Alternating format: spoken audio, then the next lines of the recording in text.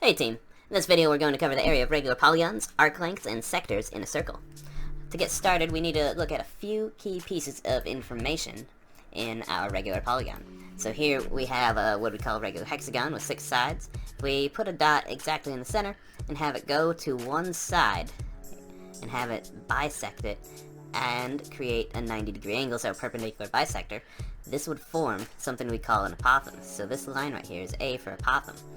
And so the area of a regular polygon would be, so area equals that apothem times the perimeter, all divided by 2. And so the perimeter would be, of course, going all the way around this shape. So this side length, and typically you get one side length and then multiply by the number of sides you have. So a side note, perimeter would be the number of sides, or the side length times the number of sides that you have. And that's how you'd figure it out. Alright, so let's go ahead and look at one of our first examples right here. Let's say we had a 7-sided shape, a heptagon. And in this heptagon, we have a side length of 16.3, and the apothem, they tell us, is 17. And we just refer to them as units since they didn't give us any unit of measurement in this problem. So we know that the area would be the apothem times perimeter divided by 2. Well, to figure out the perimeter, we'd have the apothem at 17. The perimeter would be 16.3 times how many sides? And it looks like we have 7 sides, and divide all of that by 2. And let's pull up a calculator to see what we can get. And so, 17 times our 16.3 times the 7 sides, and divide that by 2. It looks like the area of this heptagon will be 969.85. And then you just write units squared. Alright, let's take a look at a second example.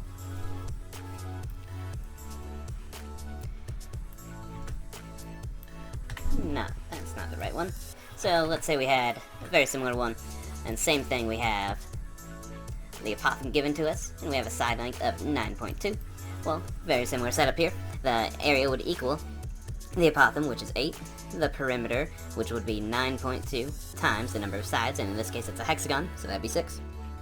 And then divide all of this by 2. Okay, and so, pull up our calculator again.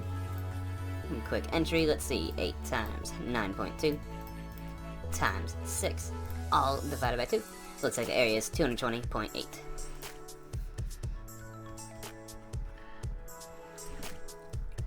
And the reason we divide by 2 in this is because if we were to draw on this picture here, we're forming triangles. From this point in the center, we're getting a lot of triangles. And so the red lines right now is actually a radius of a circle. If I were to draw a circle around this, that red line from the center to this point would be the radius of a circle. This one right here, well, we have a triangle, so that would be the height of a triangle. And this right here would actually be the base of a triangle. And so, the area of a triangle, if you remember, we have base, the area equals base times height divided by 2. And so we have not just one triangle, we have 1, 2, 3, 4, 5, 6 triangles. Hence we have the base, and we'd have that apothem, and we have 6 of those triangles, and you'd have to divide it by 2, just like you do in a triangle here. So, that's how the formula translates and converts to regular polygons. Let's try a couple more, let's step it up a notch, let's see what we can get going here. So let's say this time we only know the side length of this regular polygon. So this one, we need a little more information, because they don't tell us the apothem. So we could draw our center here, we could draw it, label it, and that's our apothem. However, we don't know what it'd be right now. And so we do know a couple things. We know we're splitting this in half down here, that's 90 degrees, so half of 10 would be 5, so that length is 5. And let's go ahead and zoom into this triangle, so I'm just going to redraw that triangle. So we know we have 5 here, this is our apothem, and to figure this out, we have to figure out the degrees that would be right here in this angle. And so, if we were to draw more of this angle here, well, we have 9 sides, so a nonagon. And we know a circle makes 360 degrees, and we have 9 sides. So what we're going to do is take 360 degrees divided by 9. But wait, we're actually splitting this 9 in half with every apothem. So you could right away divide it by 18 or divided by 9 and then divided by 2, you'd get the same thing, 20. So this degree right here is going to be 20 degrees. And so zooming in this part right here, that's our 20 degrees. We have a eye length of 5 right here because we split that in half, and we still have our unknown apothem. Well, at this point, we know enough to solve for the apothem, because we have a right triangle, we have the opposite side from the degree we know, and the adjacent side. And so, go ahead and think about SOHCAHTOA in your trig functions, and we'll be using the tangent function. So we have, here, let's set it up first and then I'll calculate it. So we'd have the tangent of 20 degrees equals opposite over adjacent, 5 over a. And so if we were to set this up, solve for a, you'd have to multiply a on both sides. And so then you'd have a times the tangent of 20 equaling, let's see, a over a cancels, equal 5, and then you divide the tangent of 20 on both sides to solve for a. And then those will cancel out, so a equals 5 divided by the tangent of 20. So let's type that in our calculator, see what we get. So let's see, 5 divided by the tangent of 20. And so the apothem will be about 13.74. So A equals 13.74. Okay, that's useful. And we know our perimeter, 10 times our 9 sides, which would be 90. So when we're setting this up, the main formula, area equals AP over 2, which would be 13.74 times 90 divided by 2. So our area would equal, let's see, let's type this in. 13.74 times 90 divided by 2. Our area for this shape will be 618.3 centimeters squared. Okay. Let's go ahead and move on to the next section. We're going to arc lengths, and then we'll show one with sectors. So here's what we're talking about with an arc length. We have a circle, and we're looking for not the whole circumference, we're just looking for part of the shape right here. And so, if we know anything about circles, their circumference is pi times, or excuse me, 2 pi times radius. Or you could say pi times diameter, because that would be 2 radiuses, anything like that. So sometimes, some people write it like this, they just say pi d, or d pi, anything like that would work. And so, in this example, let's say the radius was a length of 12, and this degree right here was like 62 degrees. Okay, let's go ahead and solve it.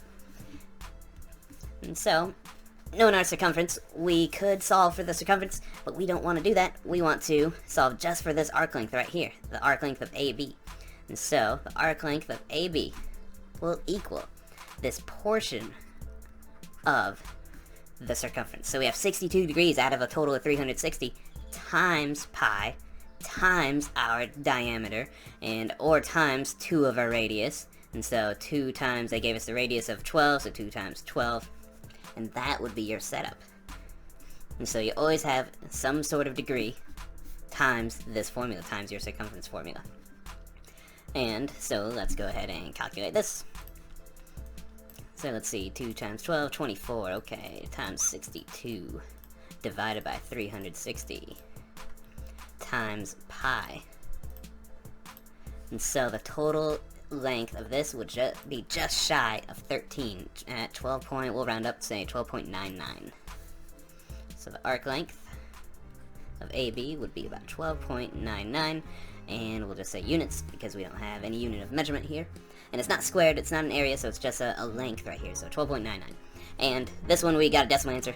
Careful, watch out for your directions. Sometimes they say leave it in terms of pi, which means you would not multiply pi, you just write the pi symbol right after your number in your simplified number.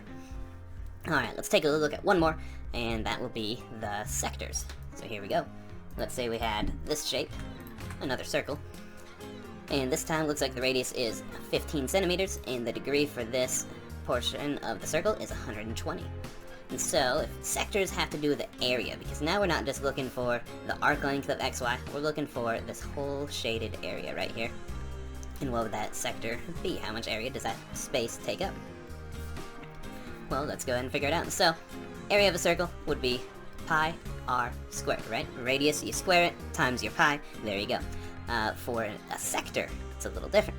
You have your portion of your degrees, right? You have so many degrees out of that whole circle, and then you multiply it by your area formula for a circle. And so in this problem, they gave us 120 degrees. So we'd have 120 degrees out of our 360 times pi times our radius squared, which would be 15 in this case. So let's go ahead and see what we have going on here. So we have 15 squared, which would be 225.